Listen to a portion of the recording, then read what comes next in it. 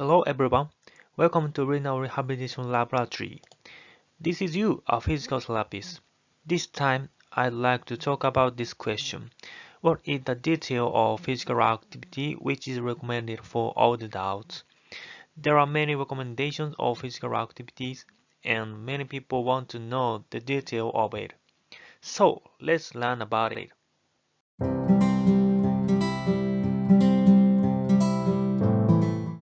Today, I'd like to talk about this guideline. UK Chief Medical Officer's Physical Activity Guidelines. This report is a UK-wide document presenting the UK Chief Medical Officer's new physical activity guidelines for different age groups, covering the volume, duration, frequency, and type of physical activity required across the life course to achieve general health benefits. The main intended audience for this report is professionals, practitioners, and policymakers from a wide range of organizations concerned with formulating and implementing policies and programs that promote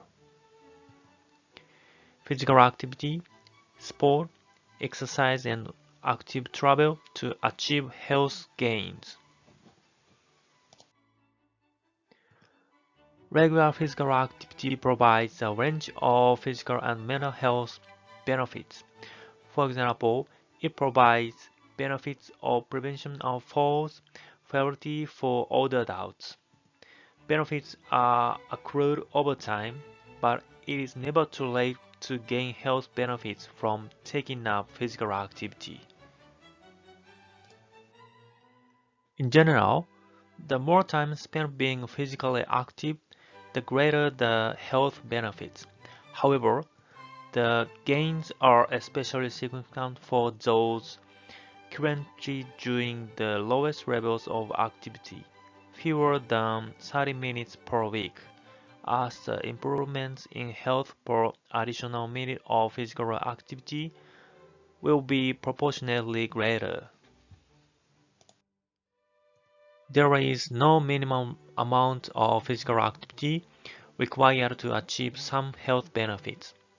Specific targets below the recommended levels, such as aiming to do at least 10 minutes at a time, can be effective as a behavioral goal for people starting from low levels of activity.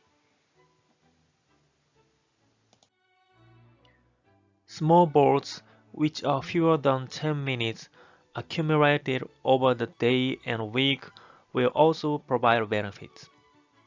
It is recommended that people are active every day. Spreading activity across the day or week can help make the guidelines achievable within daily living. For example, walking, wheeling, or cycling for daily travel is often the easiest way to get physically active. Although activity of any intensity provides health benefits, greater intensity provides more benefit for the same amount of time. Activities need to be of at least moderate to vigorous intensity to achieve the full breadth of health benefits. Moderate and vigorous activity can be differentiated by the talk test. Being able to talk but not sing indicates moderate intensity activity, while having difficulty talking without pausing is a sign of vigorous activity. Muscle strength, bone health, and the ability to balance end up being physical function, particularly later in life. When undertaking muscle strengthening activities, it is important to work all the major muscle groups. Bone strengthening involves moderate and high impact activities to stimulate bone growth and repair. Strengthening activities are important throughout life for different reasons. To develop strength and build healthy bonds during childhood and young adulthood. To maintain strength in adulthood and to delay the natural decline in muscle mass and bone density which occurs from around 50 years of age, maintaining function in later life.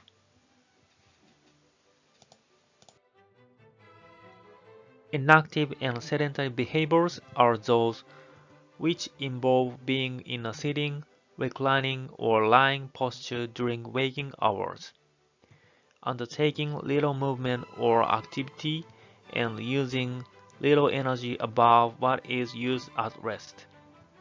They do not include being active while in a sitting or reclining posture.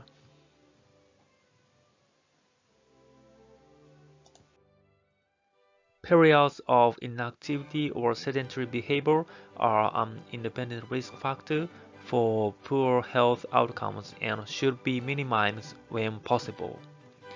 Extended periods should be broken up by at least light physical activity. The relationship between sedentary behavior and some health outcomes varies by the amount of MVPA also undertaken. Currently, there is insufficient evidence to make specific recommendations on threshold levels of activity that would mitigate the negative impacts of sedentary time. As the most effective way of increasing our daily energy expenditure, physical activity plays a role in maintaining a healthy weight, including the prevention of weight gain and reduction in body fat by balancing energy intake from our dietary intake. Irrespective of any change in weight, people who are overweight or obese will reduce their risk of cardiovascular disease and improve their health by being physically active. The risk of adverse events from physical activity is relatively low, and health benefits accrued from such activity outweigh the risks.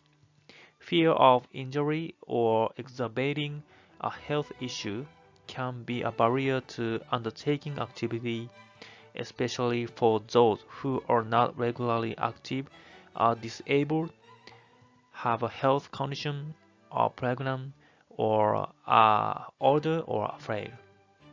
However, there is little evidence to suggest that physical activity is unsafe for anyone when performed at an intensity and in a manner appropriate to an individual's current activity level, health status, and physical function.